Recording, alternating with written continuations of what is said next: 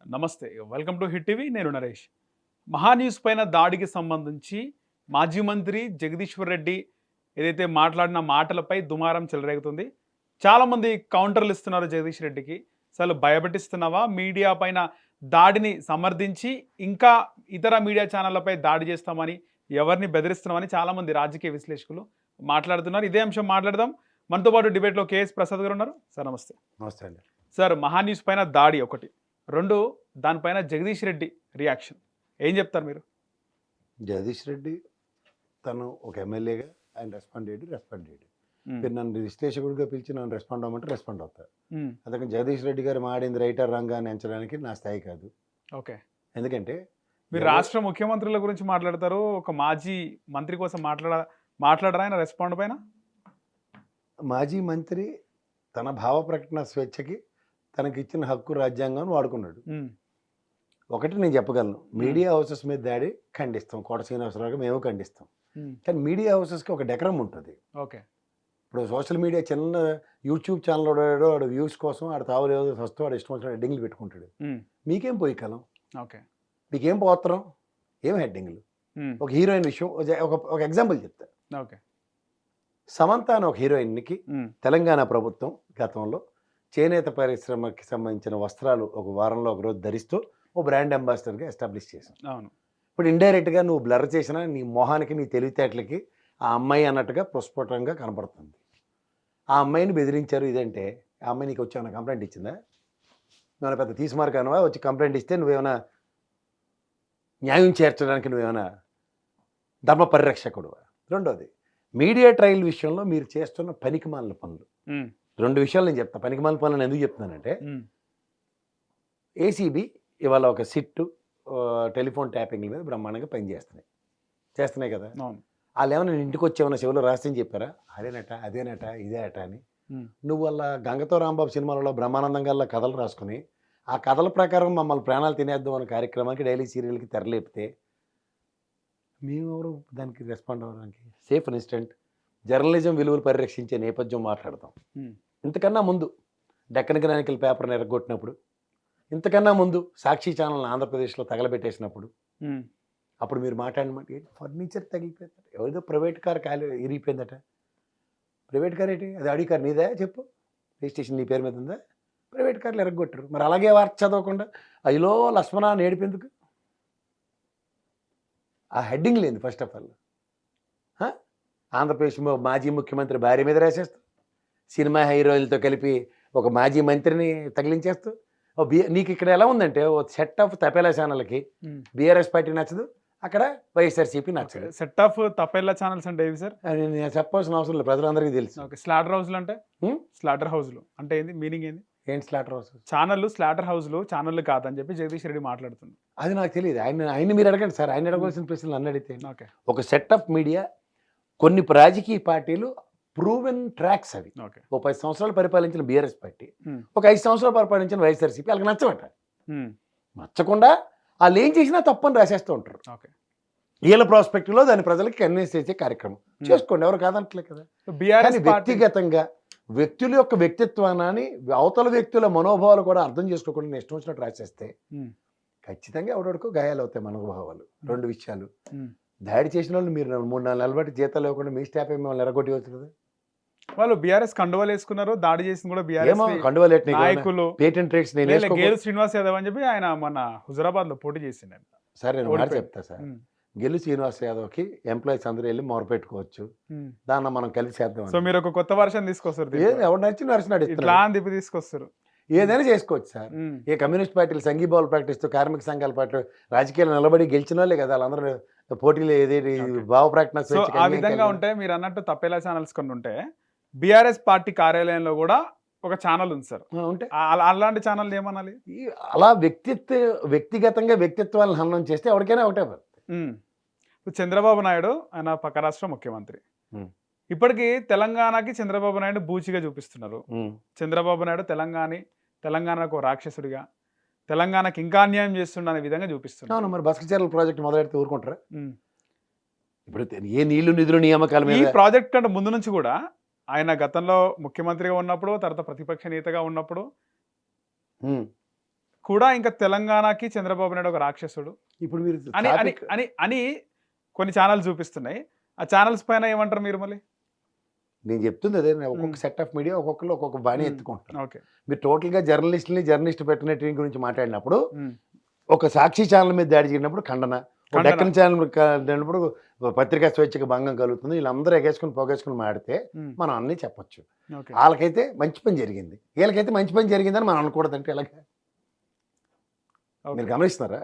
అప్పుడు మంచి పని జరిగింది, సోఫాలే కాలేయట, అది వాళ్ళే కాల్చుకున్నారట. సాక్షి అయితే వన్ సైడ్ పేపర్ కదా సార్. ఇప్పుడు కొన్ని ఛానల్స్ ఉన్నాయి, అదే మీరు వేసేయండి. అంటే పార్టీ ఛానల్ ఇప్పుడు అలా కదండి, నేను మీ ఛానల్కి వస్తా. ఇప్పుడు ఒక పార్టీ అధినేత ఛానల్ కదా సార్ అది.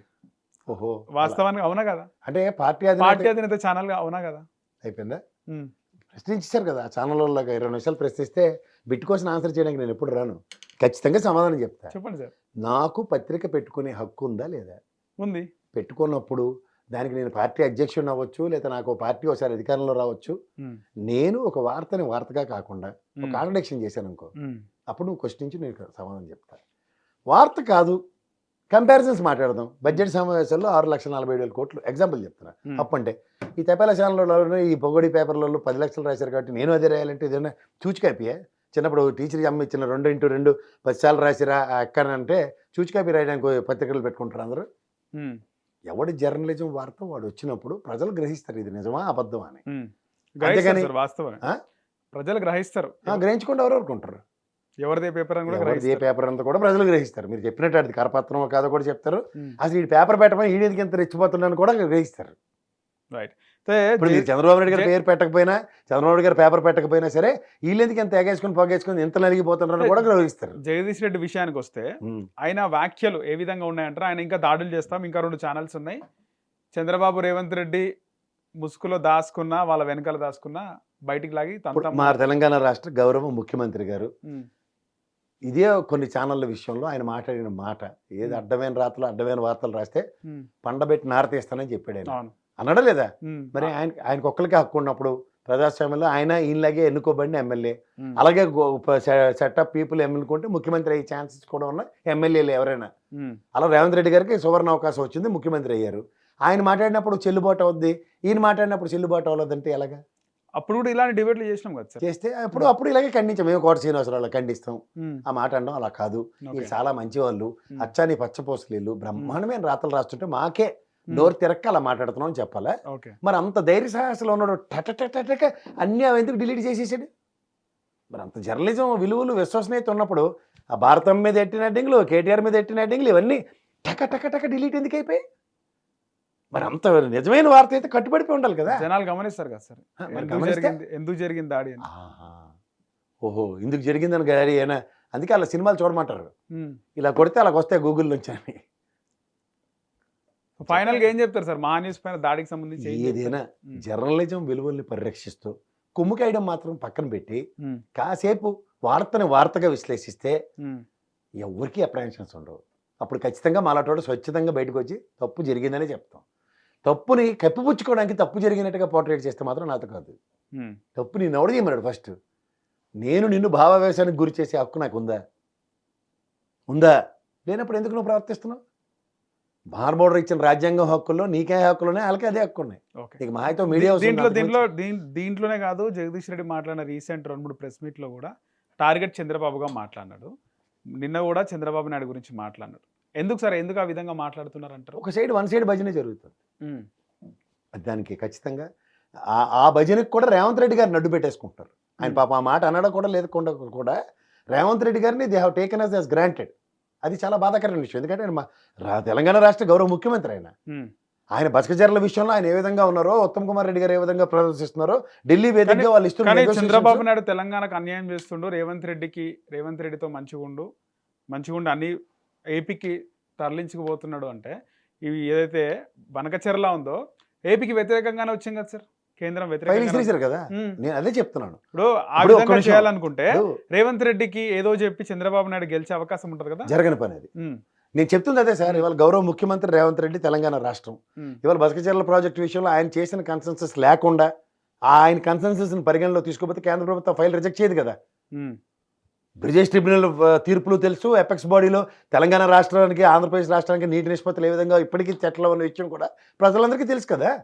దీంట్లో మీరు చెప్పే కాన్సెప్ట్లో ఇటుపక్క ఏంటంటే యాజ్ ఇఫ్ అన్నట్టు రేవంత్ రెడ్డి గారు ఎట్టి పరిస్థితుల్లో చంద్రబాబు నాయుడు గారికి ఈల్డ్ అవుతారన్నట్టు పిక్చరేషన్ ఈల్డ్ ఇస్తుంటే ఎందుకు ఊరుకోవాలి మనం?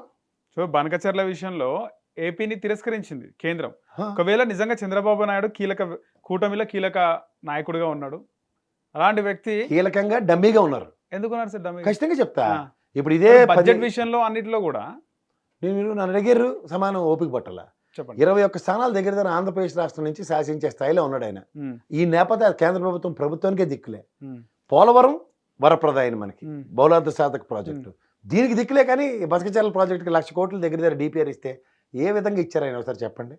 ప్రతిసారి సైబరాబాద్ నిర్మాణం నాదే, నదుల అనుసంధానం నేనే, గోల్డెన్ ట్రయాంగిల్ వాజ్పేయి గారి రాయిల్లో నేనే, అన్ని నేనే చెప్పిన ఆయన ఈ బసకచర్ల ప్రాజెక్ట్ రిపోర్ట్ని కనీసం యాక్సెప్ట్ చేయించుకోలేకపోయాడా? ఇంకే విధంగా నదులు అనుసంధానించబడతాయి? మహా అయితే గంగా గోదావరి కృష్ణా నదులు వాటర్ని హైదరాబాద్ తరలించిన కార్యక్రమం, బృహత్తర కార్యక్రమం, సంవత్సరాల తరబడి ఏదో రాజశేఖర రెడ్డి గారి ధర్మం అని ఒక పట్టి నీళ్ళు బొక్క నీళ్ళు అందరికీ దొరికే తప్ప తర్వాత కేసీఆర్ గారు దాన్ని కంటిన్యూ చేయబట్టి ఇప్పుడు ఏం పరిస్థితి ఉందో చూడండి సార్. బనకచర్ల ప్రాజెక్టులో బనకచర్లకు సంబంధించి కేంద్ర మాజీసులు ఏపీకి ఉంటేనేమో తెలంగాణకి అన్యాయం చేసిండు, తెలంగాణకి రాక్షసుడు చంద్రబాబు అంటారు. ఇప్పుడు మీరేమంటున్నారు? బనకచర్ల తెచ్చుకోలేకపోయినాడు, అదే సత్తా లేదు అని చెప్పి మీరు అంటున్నారు. ఒకవేళ అనుమతి ఇస్తే తెలంగాణకు అన్యాయం చేసినట్టేనా సార్? ఇదే జగదీష్ రెడ్డి మాట్లాడుతున్న మాటలు రేవంత్ రెడ్డి చంద్రబాబుకు ఒత్తాసు పలికినట్టేనా? ఇప్పుడు మనకి మొదటిదానికి దిక్కులేట కడదానికి కళ్యాణం అన్నట్టు. మనం 2014లో రాష్ట్ర విభజించిన ఏ నీళ్లు నిధులు నియామకాలతో మనం విభజించబడ్డామో ఆ రోజు ఒక ముఖస్థుతి కోసం ఇచ్చిన నీటి ఒప్పందం తెలుసు కదా మీకు. అది తర్వాత ఈ రోజు దాకా ఇది 11 ఏళ్ళు అయిందా? ఈ సంవత్సరంతో కలిపి 11 ఏళ్ళు అయింది రాష్ట్రం విభజించబడి. మనకి ప్రాబ్లం సాల్వ్ చేశారా చెప్పండి సార్? నీటి నిష్పత్తి ఇదంతా తేల్చారా? అలాగే పోతిరెడ్డిపాడు హెడ్ రెగ్యులేటర్ నుంచి ఆ తూముల నుంచి పట్టుకెళ్ళవలసిందే కదా Krishna Reddy water. As per Brijesh tribunal 800 అడుగుల పై చిలుకున్న ఎక్సెస్ వాటర్ని, అది కూడా వరద ఎక్సెస్ వాటర్ని తరలించమన్నారు. ఇందులో ఈ బనకచర్ల ప్రాజెక్టులో ఈ ఎక్సెస్ ప్రాజెక్ట్ నీళ్ళు తరలించడానికి దిక్కుదేమనం లేకపోతే ఈ బనకచర్ల ప్రాజెక్టులుగా కృష్ణా వాటర్ని ఎక్కడి నుంచి ఎటు తీసుకెళ్ళిపోతారు? లాజికల్ థింకింగ్ మాట్లాడదాం, ప్రజలకు అర్థం అవ్వాలి ఈ విషయాల్లో. మొదటిదానికి దిక్కు లేక కడదానికి కళ్యాణం అన్నట్టు యువతలు ఈ పోలవరం జాతీయ హోదా కలిగిన దానికి దిక్కు లేదు వాళ్ళకి. 11 ఏళ్ళు అయింది, ఇది కంప్లీట్ అయిపోయింది. పోనీ కృష్ణా వాటర్ కూడా మన నదుల అనుసంధానం కాన్సెప్ట్లో గతంలో నేను దాన్ని ఏమంటారు పట్టిసీమ చేసినట్టు ఎక్సెస్ పంపులతోనూ వీటితోనూ సర్టన్ టీఎంసీలు వృధాగా పోకుండా. ఇప్పుడు మనకి మహా అయితే కృష్ణాకి సంబంధించిన వాటర్ ఎక్కడుంది? శ్రీశైలం డ్యామ్లో అడ్డుతాం, సాగర్ డ్యామ్ అడ్డుతాం, మహా అయితే ప్రకాశం బ్యారేజ్ డ్యామ్ అడ్డుతాం. ఇంకొంచెం 10 అడుగులు వాటర్ వచ్చిందంటే పోయినట్టు కదా బంగాళాఖాతమే కదా, అవునంటారు కదంటారా? ఇది జరుగుతుంది దగ్గర ఒక ప్రణాళికాబద్ధంగా ఏదైనా ఉందా? ఆ ప్రణాళికాబద్ధంగా లేకుండా అట్లీస్ట్ రాయలసీమ ఎత్తిపోతల పథకం నింపే కార్యక్రమంకే దిక్కులే. దాని పూడికలు తీయరు. అది 139 టీఎంసీలు ఉంటుంది. నేను ఇవాళ ఛాలెంజ్ చేసి చెప్తున్నా, బ్రిజేష్ ట్రిబ్యునల్ ప్రకారం మొన్న వచ్చిన తుఫాన్ లాంటిదే వచ్చిన 139 టీఎంసీలు దాంట్లో నిలబెట్టలేం. ఎందుకు సార్ కొత్త పదాలు, కొత్త విన్యాసాలు, హడావిడి కార్యక్రమాలు, టైం వేస్ట్, 2 రాష్ట్రాల మధ్యన అనిశ్చితి. హిట్ టీవీ యాప్, ఇందులో short news, live news, entertainment shows, movies, digital magazines తో పాటు మీ జిల్లా వార్తలను కూడా ఫ్రీగా చూడొచ్చు. ఇంకెందుకు ఆలస్యం? వెంటనే హిట్ టీవీ యాప్ ని డౌన్లోడ్ చేసుకుని ఫ్రీగా ఎంటర్టైన్మెంట్ పొందండి. Hit TV app. Hit TV app. Please download hit TV app. Hit TV app ని ఫ్రీగా డౌన్లోడ్ చేసుకుని ఎంజాయ్ చేయండి. మీకు నచ్చిన ఎంటర్టైన్మెంట్ కోసం హిట్ టీవీ యాప్ ని ఫ్రీగా డౌన్లోడ్ చేసుకుని ఎంజాయ్ చేయండి. హిట్ టీవీ యాప్ ని డౌన్లోడ్ చేసుకుని ఆస్వాదించండి, ఆశీర్వదించండి. ఇంతమంది సెలబ్రిటీలు హిట్ టీవీ యాప్ ని డౌన్లోడ్ చేసుకోండి అని చెప్తున్నారంటే ఎంత మంచి యాప్ ఆలోచించండి. అమెరికా అమెరికా అమెరికా అమెరికాలో చదవాలనుకునే వాళ్ళకి విశ్వసనీయమైన పేరు మన శౌర్య కన్సల్టెన్సీ. UK లో 1 year masters. UK లో 1 year masters. 2 years work permit up to 5 years visa. Contact Saurya Consultancy. Contact 89851 89851.